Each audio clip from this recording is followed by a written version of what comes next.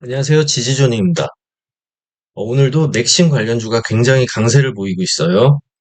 여기 보시면은 지금 10시밖에 안 됐는데 상한가를 벌써 이렇게 3개를 말아주고 있는 상황입니다.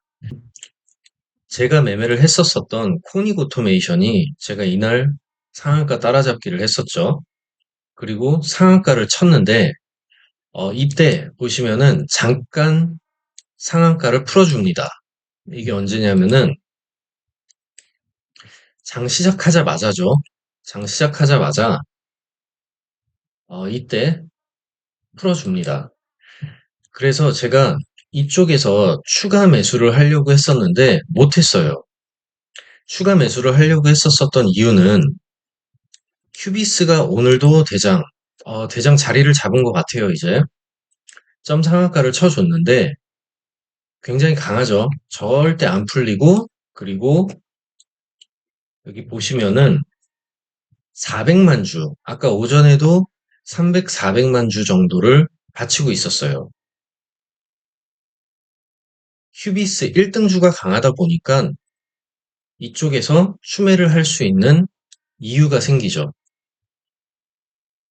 그래서 이쪽에서 추매를 노려봤는데 체결이 안 되고 이렇게 100만 주, 200만 주를 쌓아놓고 아주 강하게 상한가를 알게 되었습니다. 그러면은 이제 내일 어떻게 될지에 대한 대응이 필요한데요. 일단 일봉 보시면은 여기, 이쪽이 역대 신고가예요. 그러면은 이쪽을 만약에 뚫는다고 하면은 실제 역대 신고가가 나오게 될 거고 그 뒤로는 이제 위에 저항대가 없죠. 저항대가 없다 보니까 뭐 얼마나 갈지 그거는 세력들의 마음이겠죠. 저 같은 경우는 내일 이 구간을 돌파를 하게 된다면은 여기를 지지라인으로 보고 여기를 이탈을 했을 때 일부 익절을 할 겁니다. 일부 익절을 하고 좀 더 지켜볼 것 같아요. 왜냐면은 역대 신고가 자리가 얼마 안 남았기 때문에 이쪽을 돌파할 수 있는지 없는지를 한번 판단을 해보고 분할 매도로 진행을 할 겁니다. 내일도 마찬가지로 휴비스를 보면서 대응을 할 거고요. 어, 지금 보니까 3등주였었던 나인테크가 상한가가 풀렸네요. 근데 어쨌든 저는 2등주니까 한번 지켜보도록 할게요.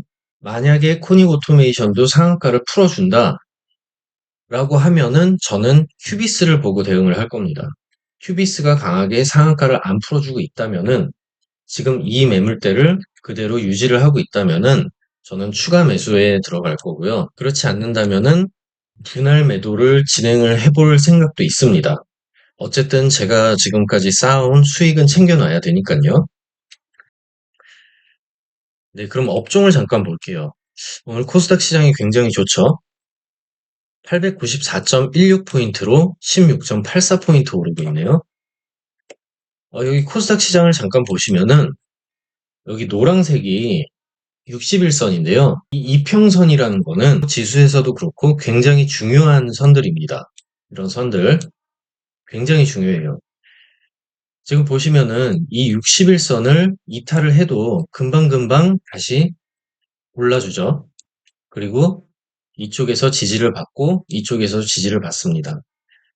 이날 이탈을 했는데 121선 이쪽을 지지를 해주고 또 바로 올라주는 모습 볼 수 있죠.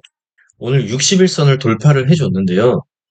그래도 이제 문제가 요 위에 11선이 있어요. 11선을 맞고 재차 하락할 가능성 충분히 있다라고 봅니다.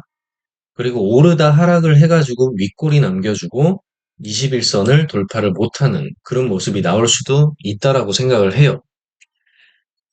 코스피 같은 경우를 보면은 121선을 이탈을 하고 지금 회복을 못하고 있는 상황입니다. 이쪽을 돌파를 해줘야지 그 윗선들을 바라보면서 상승을 노려볼 수가 있겠죠. 근데 이 121선도 굉장히 강한 선이기 때문에 이쪽에서 저항을 받고 못 들어줄 수 있는 가능성이 있어요. 뉴스를 보시면은 지금 금리 인상 상승, 중국 경제 우려, 미국 금리가 예상보다 더 오래 더 높은 수준을 유지할 수 있을 것이라는 우려가 나오고 있대요. 그래서 국채 금리가 가파르게 올랐고 기술주를 중심으로 증시 압박 커지고 있대요. 금리가 치솟을 경우 차입 비용이 늘어날 수밖에 없고요. 중국 부동산 개발업체인 벽개원, 컨트리 가든의 디폴트 우려도 여전하대요. 그래서 중국발 위기가 이어지며 국내 증시 조정 압력 커질 수 있다라고 해요. 비투도 계속 늘고 있죠, 지금.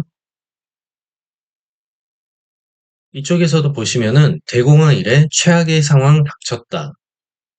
미국 부동산 시장 위축될 가능성이 굉장히 크대요. 근데 아시다시피 전 세계에서는 부동산 시장이 굉장히 큰 시장입니다. 중국 같은 경우는 2021년 기준으로 GDP의 17.6%라는 엄청난 비중을 차지하고 있어요. 이런 시장이 하락을 하니까 아무래도 그리고 강대국 부동산 위기가 닥치니까 전 세계적으로 영향을 받을 수밖에 없는 그런 시장입니다. 그래서 중국 증시 지원책을 내놨다고 하죠. 수수료 인하 등 증시 지원책을 내놨대요.